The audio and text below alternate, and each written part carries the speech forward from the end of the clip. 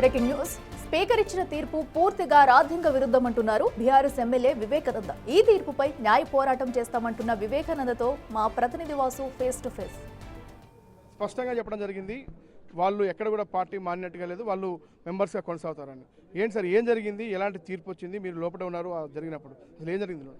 అయితే నిర్ణయం తీసుకున్నది నిర్ణయం ఊహించినది ఏం కాదు. ఇది నిర్ణయం ముఖ్యమంత్రి గారు ఓపెన్ హౌస్లో చెప్పి పార్టీ మారిన ఎమ్మెల్యేలు ఎట్లా ఉప ఎన్నికలు వస్తాయని చెప్పేసి ఓపెన్ హౌస్లో మాట్లాడడం జరిగింది. కాబట్టి వారి ప్రభావం ఖచ్చితంగా స్పీకర్గా ఉన్నటువంటి వారు ట్రిబ్యునల్ చైర్మన్ ఉన్నారు, వారిపైన ప్రభావం ఉన్నది.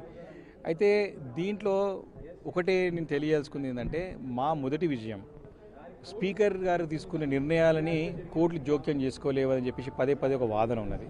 కానీ దానికి తెరలేపుతూ స్పష్టమైనటువంటి మొదటి విజయం అదేంటంటే, స్పీకర్ వారు ప్రొసీడింగ్స్లో అసెంబ్లీ ప్రొసీడింగ్ వచ్చేటప్పుడు స్పీకర్గా ఉన్నప్పుడు వారు ఆ ప్రొసీడింగ్స్లో కోర్టులు జోక్యం చేసుకోలేవు. But when speaker comes to tribunal చైర్మన్గా ఉంటారో ఆ ఒక్క నిర్ణయాలు, ఆ ఒక్క తీర్పులని కోర్టులు సమీక్షించవచ్చు అనే జడ్జిమెంట్ వచ్చింది. అది మా మొదటి విజయం.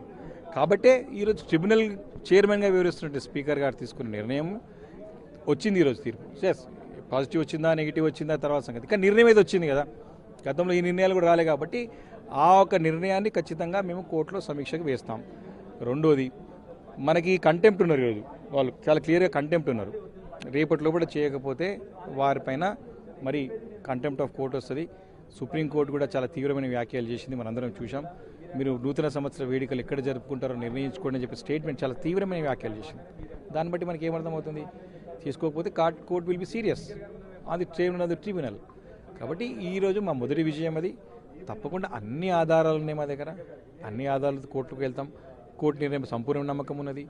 కోర్టు నిర్ణయం తప్పకుండా అందరం కూడా లోబడి ఉండాలి, అందరూ శిరస వహించాలి. కాబట్టి కోర్టు ఒక నిర్ణయానికి అందరం కూడా డెఫినెట్గా కోర్టులో ఫైట్ చేయడానికి అన్ని విధాలా బీఆర్ఎస్ పార్టీ. కాంగ్రెస్ పార్టీ మాత్రం బీఆర్ఎస్ వ్యవహరిస్తున్న తీరుకు సంబంధించి అంటే వాళ్ళు చేస్తే ఒప్పు, మేము చేస్తే తప్పు, గతంలో జరిగింది అదే కదా. ఇటు టీడీపీ నుంచి అటు కాంగ్రెస్ నుంచి పార్టీ నుంచి కూడా తీసుకొని పెద్ద ఎత్తున తీసుకొని కూడా మీరు మంత్రి పదవులు ఇచ్చినటువంటి నేపథ్యం ఉంది. అంటే మీరు చేస్తే ఒప్పెట్లయితుంది, వాళ్ళు చేస్తే తప్పెట్లయితుంది. రెండునే అంశాలు దీంట్లో. రాజ్యాంగంలో ఉన్నటువంటి 10th షెడ్యూల్ ప్రకారం 2/3 of the parties can be మనకు ఏమంటారు, మనం విలీనం చేయొచ్చు. మనం విలీనం చేయగలిగితే విలీనం చేసినాం కూడా. ఈరోజు ఆ రోజు చేసినాం, ఈరోజు చేస్తామంటే మరి ఆ రోజు కేసీఆర్ గారు ఉన్నారు, ఆ రోజు వారి సంపూర్ణమైన నమ్మకం ఉండి అందరూ కూడా 2/3 ఆఫ్ ది లీడర్స్ ఎమ్మెల్యేస్ వచ్చి జాయిన్ అయినారు. ఈరోజు మరి రేవంత్ రెడ్డి గారికి నమ్మకం లేదు ఆయన పైన. వీరిని అందరూ నమ్మించి నేనుగా చూసుకుంటా అని చెప్పేసి నమ్మించి మోసం చేసి 10 మంది ఎమ్మెల్యేలు తీసుకుపోయినారు. ఈరోజు అయోమయ పరిస్థితులు ఉన్నది, వాళ్ళందరూ కూడా ఆగమాగం ఉన్నారు. వాళ్ళందరూ కూడా ఆ రోజు చేసినారు కదా, నేను ఈరోజు చేస్తా అంటే నీకు దమ్ము లేదు కదా. ఆ రోజు అంటే సామెత చెప్పాలంటే పులిని చూసి నక్క వార్తలు పెట్టుకున్నట్టు ఉంది ఇది సామెత. ఆ రోజు ఎస్ పరిస్థితులు ఉండే, ఆ రోజు కేసీఆర్ నాయకత్వం సంపూర్ణ నమ్మకం విశ్వాసం ఉండే. కొత్త రాష్ట్రం వచ్చింది, ఆ రోజు వారి నాయకత్వం సంపూర్ణమైనటువంటి నమ్మకం విశ్వాసం ఉండే. కాబట్టి అందరూ వచ్చినారు. రోజు ఈరోజు నీపై నమ్మకం లేదు, విశ్వాసం లేదు. ఈ 10 మంది ఎమ్మెల్యేలు వచ్చిన కూడా వెనక ముందు ఉన్నారు. ఒకరు ముందు ఒకరు వెనకకి ముందు పోతే నువ్వు వెనక పోతే గుయ్యే పరిస్థితి ఉంది. అలాది వారిని నమ్మించి మోసం చేసినావు. ఈరోజు నువ్వు ఉప ఎన్నికలు రావని చెప్పినావు, ఈరోజు కోట్ల చుట్టూ తిరుగుతారు. వాళ్ళు ప్రజలకు సేవ చేయాలా, నిన్న నీ మాటలు నమ్ముకున్నది కోట్ల చుట్టూ తిరగాల.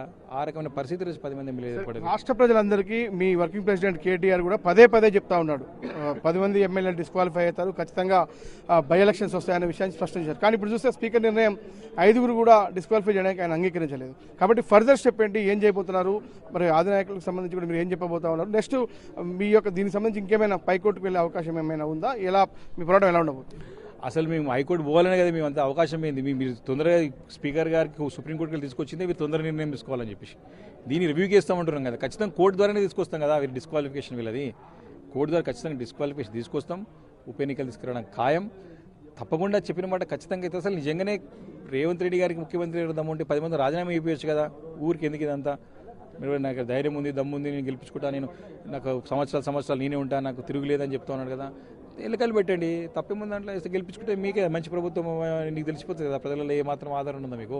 కాబట్టి ఎందుకు ఎంత ఇలాంటి మీ వ్యాఖ్యలకు ఏదైతే 10 మందిని రాజీనామా చేయమంటే సరిపోలేదా మీకు? జూబ్లీహిల్స్ నెక్స్ట్ కంటోన్మెంట్ అని సమాధానం వస్తుంది.